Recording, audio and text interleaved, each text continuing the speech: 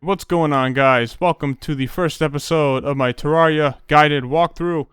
So, pretty much this is going to be, I guess, as the title says, a guided walkthrough of Terraria. I'm going to try my best to, I guess, go over most of the stuff in this game. I by no means don't know everything. I would say I know a pretty good amount about this game, so I'm going to be just making a series to help some of the newer Terraria players out. And since the co-op series I had with Craig is kind of getting it's getting pretty far, I would say. We've gotten decently far as of now. I wanted to, I guess, kind of go over some of the basics just for some people who may not know, what Terraria is about, so I'm gonna try to do my best to explain. But to start off, there's 4 little menus you can choose from. There's single player, multiplayer, settings, and exit. Obviously, exit will close out the game. Settings, you can choose from a bunch of different things. General. I don't think I really changed anything on here. Obviously, this is going to be different for everyone, depending on, your computer, the resolution of your monitor, stuff like that. So this is going to all be different. Obviously, you can change the sound, music, and ambient noise. So if you don't like the music, you can obviously shut it off. So you can, mess around with that. Controls, you can mess around with. Language, you can also change. There are 5 that you can choose from. And the map controls, these are just controls that mess around with the map. So that's pretty much just about it. Multiplayer, you can choose to either join or host one. These aren't really that difficult to make. Pretty sure there are some videos on YouTube about this already, so I'm not going to bother. Single player, obviously that's what we're going to be playing. So we're gonna hit single player. Obviously I have a bunch of different characters here. And I'm going to go ahead and start by creating a new character. And you can mess around with the hair color and stuff like that. You can change a bunch of different things. Eye color, skin, clothes, male or female, as you can see. You can make it softcore, which will be when you die, you'll lose only your money and you'll keep everything else, but lose half of the amount of money that you had before you died.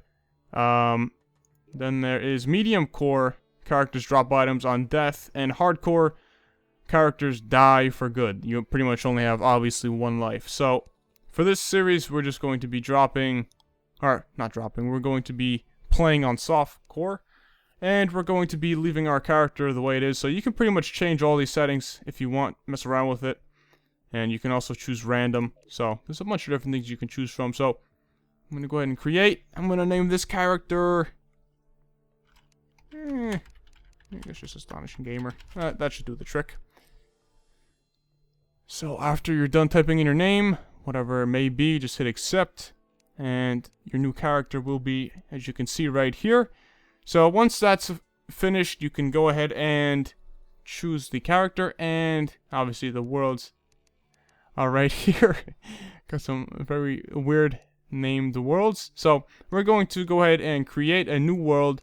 You can choose from a small world, a medium world, and a large world. Now obviously this will determine the size of your world. Small worlds are pretty small. They have about, I think it's 2 to 3 sky islands. Those are kind of useful, so it's pretty much just preference, and obviously the smaller the world, the easier it is to move around. I don't know. I would say I kind of recommend large worlds if you're playing on like a multiplayer world with other people. That way there's a bunch of different caves that you can explore, and there's enough ores and stuff to go around for everybody. Medium world is pretty much what I usually always play on, and large worlds obviously are the largest worlds. These have, I think, about... I don't even know. I know medium worlds have about 3 to 4 sky islands, and I think large may have 5 to 6. I'm not entirely sure about that, but if you know, please feel free to leave a comment. So, for this series, I think I'm gonna aim for a... kind of aiming for a small world. I'm gonna go for a small world, and I'm gonna name it just guided through. Guided walkthrough. Okay. After you hit accept, it'll start creating the world, and pretty much I'm just gonna go ahead and let this run, and I will meet you guys back here once the world is done generating, and then we'll get on to the gameplay.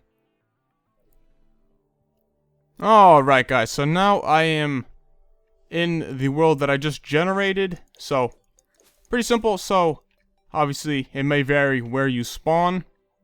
So, obviously right here is just a plain... I don't know, I guess this would be considered a forest biome.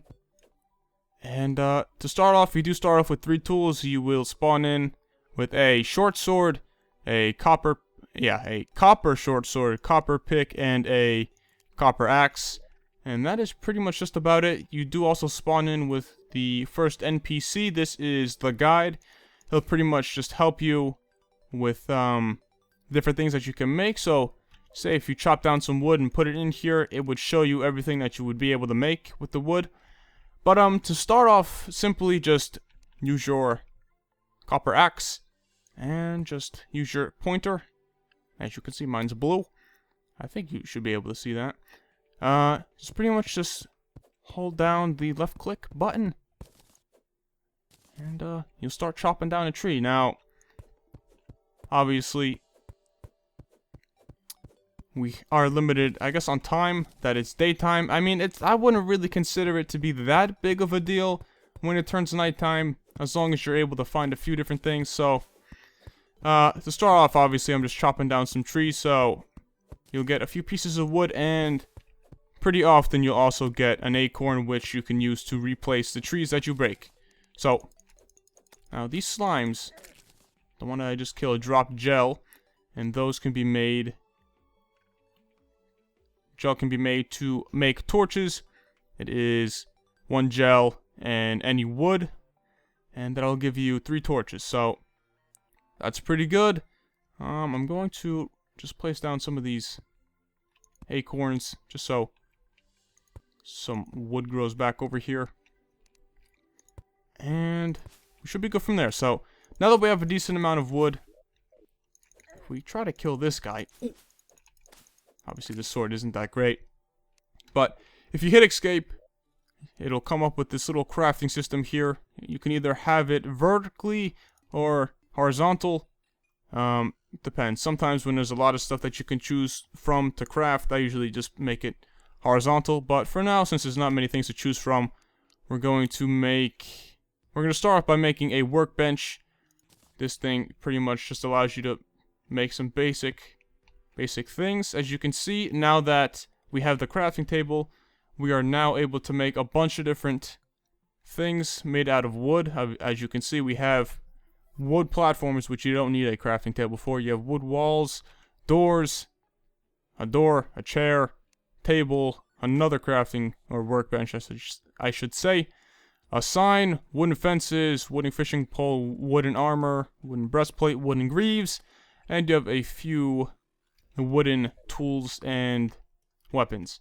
So to start off, what I usually like to do is just create a wood sword, just because this short sword isn't the best and it only does 5 damage. So I just usually just throw that in the garbage. If you were wondering how I did that, I just hit shift and clicked on the item and it goes right into the garbage. Or I guess that would be the trash.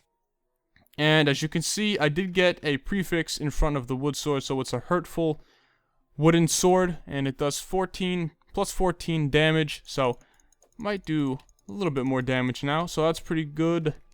That's usually all I like to make in the beginning, so that is just a little something that I like to do. Obviously, there are some vases right over here that you can break. You can get copper and silver coins, some potions, rope, some pretty simple stuff. And I'm going to start off by also making a few torches. Obviously, like I said, you can get gel from slimes, and if you hold shift, you will automatically start holding the torch. So that's how you can run around with the torch. So I'm just gonna go ahead and light this up. And as you can see, there are a few more vases over here. We just got some shurikens. Those are some little ranged, I don't even know what to call those. They're like little spiky things that you can throw, and they do 10 damage, which is alright. And as you can see over here, we do have a wooden chest. These generate all along the world. Let me just kill these. You can find these, I would say, fairly often. So as you can see, to start off, there is a blowpipe, which isn't really that great. So we have a blowpipe, 5 lead bars, some more shurikens, 4 recall potions, and 21 silver. Obviously, I could have just hit loot all on the side. And you can also rename the chest, quick stack. So obviously, if the chest had some stuff in it already, and I didn't want to deposit everything, as you can see, deposit all would just deposit everything into this chest. So if I put 4 copper coins in there and I hit quick stack, it would just put all the money in there.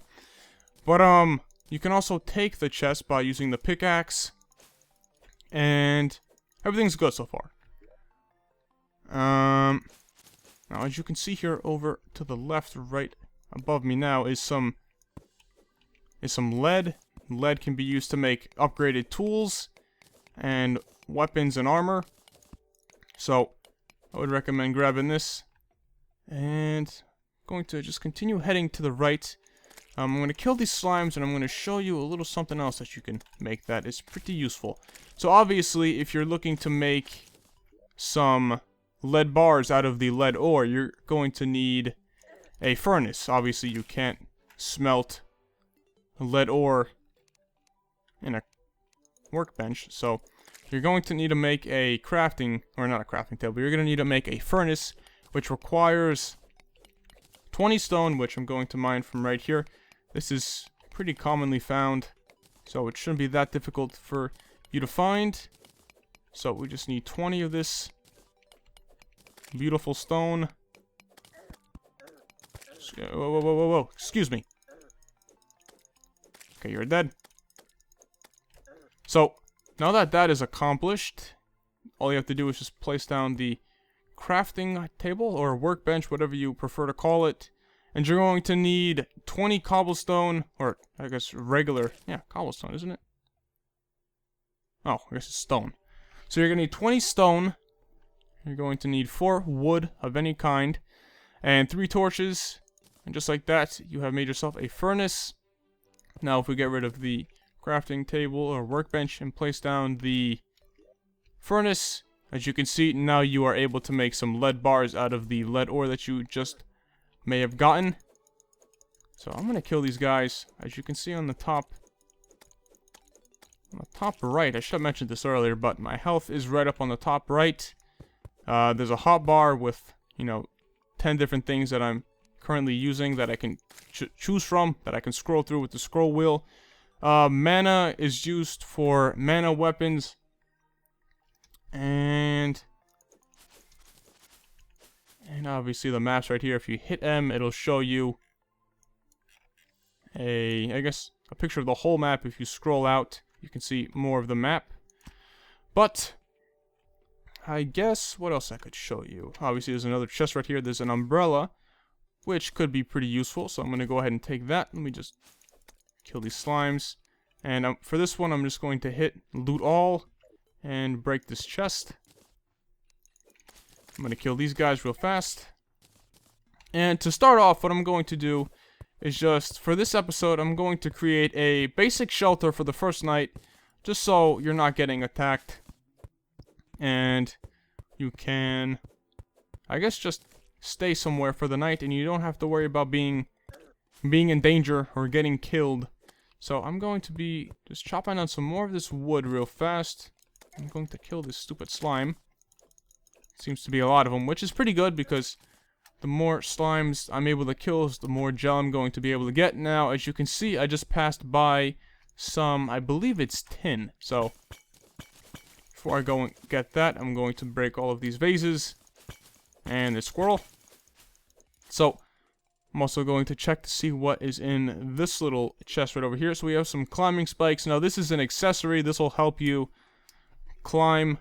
Now this will help you slide down walls. So if you right click, it'll go straight to your accessories tab right here. And of course these slimes came over here to annoy me. As you can see up here, this is where your armor would go.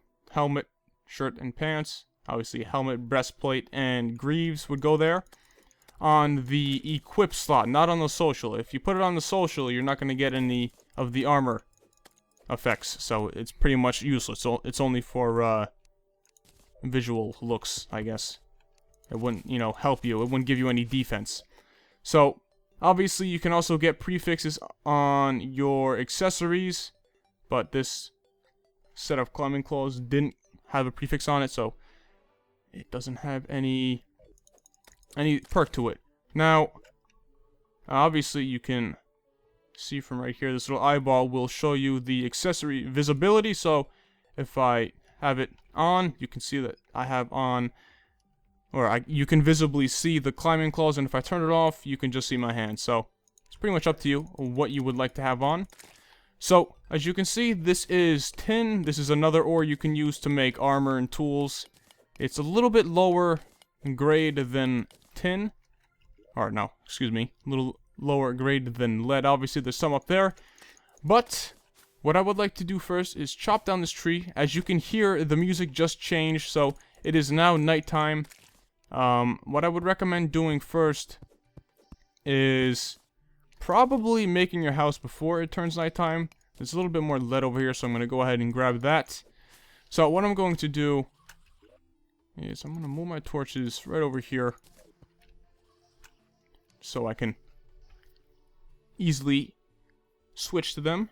And I can walk around with some visibility, and I can see where I'm going. So to start off, I'm just going to start by chopping down some of these trees just to clear out a decent amount of space.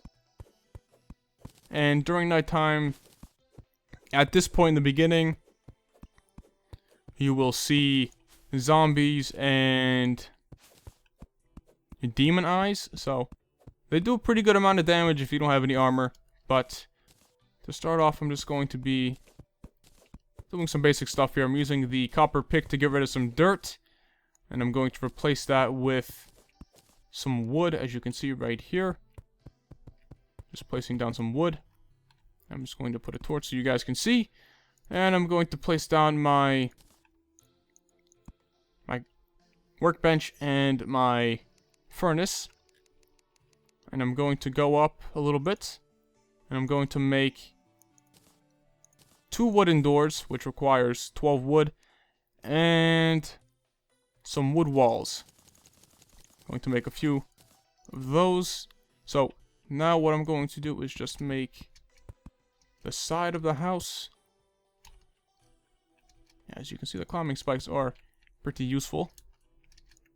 This is going to be kind of a pain to do. There we go, that works. Climbing spikes are pretty useful. So I'm just going to build the perimeter of the house. And now we're going to put the doors on the house. As you can see, that is a demon eye. It has 50 health. And it could do a pretty good amount of damage if you're not careful. So I would recommend watching out for those guys.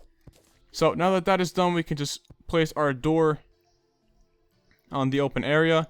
And now what we can do is with the wood walls that we have, we can obviously place them down now. And these will help for the most part once we get some NPCs at a later point. Obviously, I can't really place them down too well. But you get the point. You're just filling in this whole area. This won't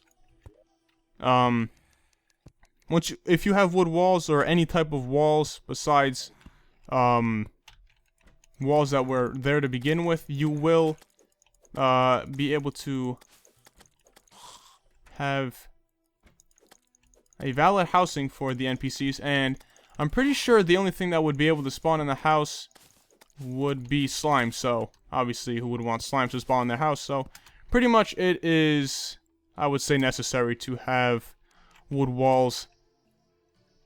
Or any type of walls on your house. Obviously, you can make walls out of stone.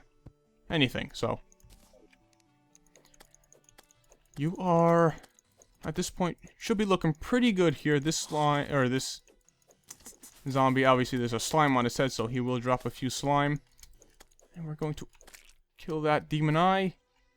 And obviously I did mess up over here at the top with the walls. So now what I have to do is come down over to the crafting table, workbench, whatever you want to call it, same thing. And I'm going to make a wooden hammer.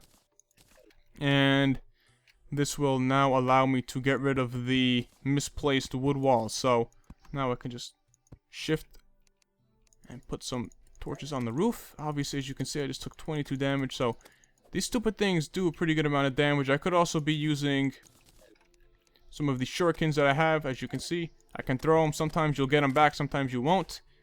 As you can see, I got one back right there. And another one right here. So what I'm going to do now is just finish up this house. I think we should have enough here to pretty much wrap this up. Okay, we need one more. Okay. There you go. So now we have a valid housing, our little house that we can live in for the night. You can also make a campfire, which will give you a little bit of life regen. And it'll help you regen your health just a little bit faster as long as you're near it. It's, I would say, a pretty large radius, so you don't really have to worry. As long as you're relatively close, you should be fine. Now, what we can do to save space now that this is a pretty small house is we can make some wooden platforms and place them on the wall right up there, and we can put some chests up there, which is pretty useful. Make a few more. And we can also make a lead anvil with 5 of the lead that we have. So this is pretty necessary if you want to make upgraded weapons and tools and armor. So this is a necessary thing to make. And obviously you can jump up here as well. So now that that is accomplished, I do have some tin and lead that I can make some bars out of. So I'm going to make bars out of the ore that I have. And obviously, again, that's done by just standing near the furnace. So my guide is getting completely destroyed here, so I'm going to go ahead and help him out a little bit. So again, the crafting table is there to help you, you know, make basic items, basic wood items. The furnace allows you to make the whatever ore you find in caves into bars, and the anvil will allow you to make the bars into armor, tools, weapons, stuff like that. So those three are pretty necessary, and obviously we can just put some of the stuff that we just got into the chest. And of course you can put a chest in a chest. So at this point we're just going to be putting just a few random things in the chest. Some potions. I'll keep the grenades. Blowpipe you can just put in there, obviously. This will allow you to store some stuff. I got some potions here. Now, if you did want to drink a potion, all you would have to do is, instead of scrolling all the way over to the right or left, all you would have to do is just hit H. Obviously, I'm full on health, and I don't really want to waste a potion, but if you're weak on health, you can use mushrooms, which will give you back 25... yeah, it restores 15. I thought it was 25. I wonder if they changed that. But if I go ahead and just eat the mushroom, obviously, if I was at 85% health, obviously it regens or gives you back 15 health, so it would bring me back up to 100. So I think that's a good place to stop this first episode. So as you can see now, it's raining. Doesn't really change much at this point. So I think that's going to go ahead and do it for this episode. So let me know what you guys think. Let me know if this kind of helped you out a little bit, because I'm trying to make this as helpful as possible. And if there are any comments that you guys need some help with, let me know. I'll try to do my best to help you guys out. And obviously, now I can use a potion. Just hit H. Of course, I can't use a potion just yet, because as you can see, there is a limit on how many potions you can have in a certain amount of time. So it's a potion, or obviously whatever else, every minute. So each minute you can eat a potion, drink a potion, and you can regain some health back. So now, as you can see, if I hit H, the potion will regen a little bit of my health. As you can see at this point, these shurikens are pretty useful against these stupid zombies and raincoats. So I think at this point that this is going to conclude this first episode. Let me know if this was at least a little bit helpful, because that's obviously the whole point of this series. And other than that, hopefully you guys enjoyed this episode. Let me know what you guys think, and I will see you guys next time.